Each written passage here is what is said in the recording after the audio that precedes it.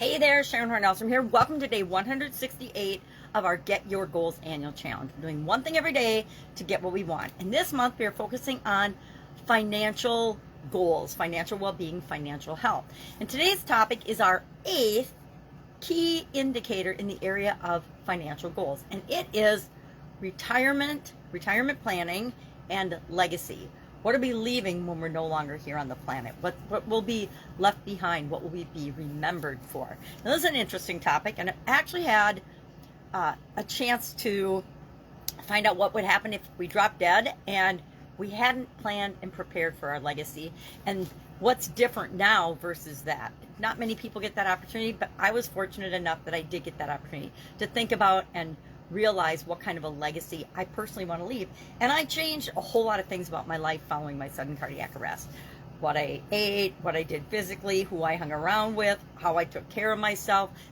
And I really started living based on my priorities, not on the priorities of other people and things around me and things that I thought I should do versus what felt right for me.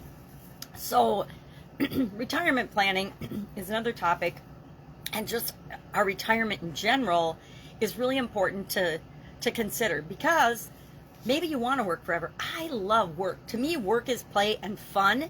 So although I could have retired, following my sudden cardiac arrest, I chose not to. I chose to jump back into the fray of whole new industries because I was curious about them. I was curious about the internet and the online world. So that's part of what keeps me going.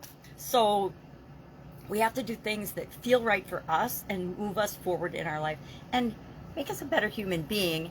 And I always talk about, you're either an example or a warning. And there have been times in my life when I have been a warning of what not to do, how not to literally work yourself to death or stress yourself to death. I've also been an example of how to be a good human being and a good mom and a good grandma and a good leader and a good mentor and a good coach and a good consultant and a good employee. I was an employee for, at least a couple of, almost 3 decades, in addition to having my own businesses.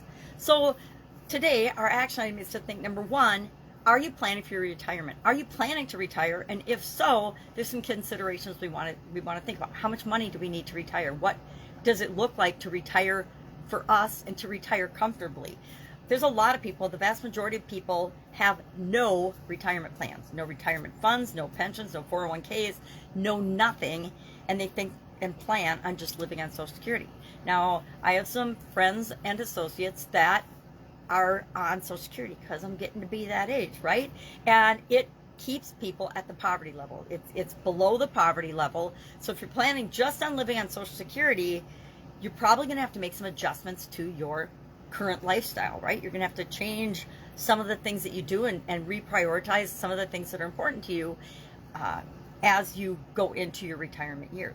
We also have to have health considerations. As we get older, it doesn't have to be that way. It's not that way for everybody, but for the vast majority of people, at least here in America and probably on the planet, as we get older, stuff starts to go wrong. Stuff starts to not function as well as it did.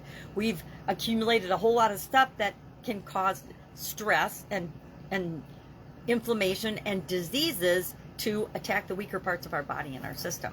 So as we get older, we gain weight, we don't take as, we're not as active, so we don't take as good a care of ourselves, so we might incur or experience more health challenges and more health issues. So we have to take that into consideration. We want to make sure that and we talked about this yesterday, insurance. Do we have the right kinds of insurance for us as we age? One of the biggest considerations that people forget about is long-term care insurance. And all the actuaries, all the insurance experts and things will tell you there's a whole lot of insurance that we spend more money on than we ever recoup. But one of those that isn't that way is long-term care insurance. Because if you end up in a long-term care home, last time I checked, it was $12,000 to $15,000 a month for long-term care. And that's not if there's a whole lot of things wrong with you. If there's a lot of things wrong with you, then that becomes even more expensive. So it's something to consider. We want to take the steps that we need to plan for our retirement if indeed we plan to retire. I think the vast majority of people that are not retiring aren't retiring because they don't want to retire. They're not retiring because they don't have the financial resources in order to live in a comfortable way or to meet even their most basic needs if they were to stop working now. So the first part is think about your retirement. Do you have a retirement plan? And if so, what is it and how is it going? And do you need to make adjustments to that to make sure that you can live the life you want in your retirement years? Our retirement years are supposed to be the most fun, not the most stressful.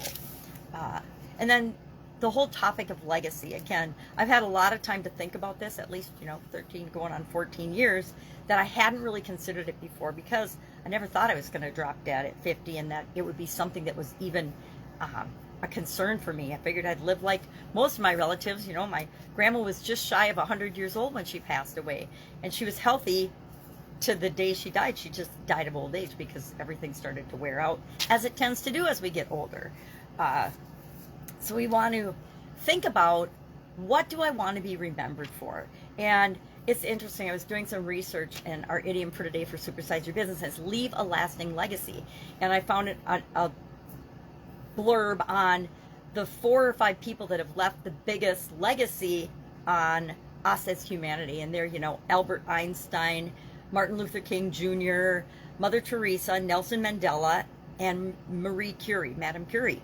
And if you think about it, it's not because they left fortunes or money to things. It's because of the impact they had on humanity, making the world a better place, leaving things better than they found them.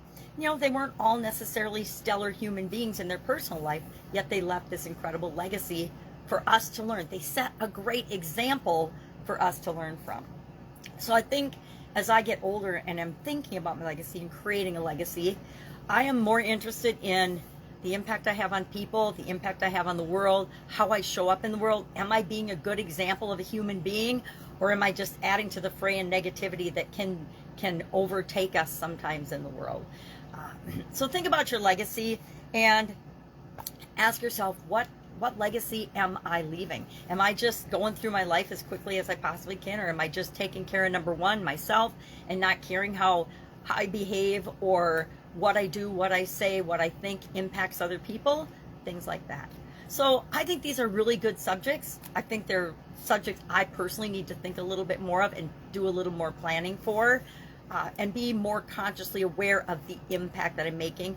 Maybe sometimes just take a deep breath and say, do I really need to comment on that post? Do I really need to say that? Do I even really need to think that? Because like everybody else, I'm human, and my thoughts are not always 100% altruistic and positive, because stuff happens in our life that tips us over and irritates us, that doesn't go or match our morals and our values, and those are the things that upset us the most, I think. All right, that's it. Have an awesome day. Any questions about this, hit me up. Any, questions about what I'm doing personally as far as legacy goes, you're welcome to ask. I'm not going to share it here, but you're welcome to ask me, one-on-one or message me, etc. If I can help you anyway, ask. Otherwise, have a fantastic day, and I will be with you tomorrow.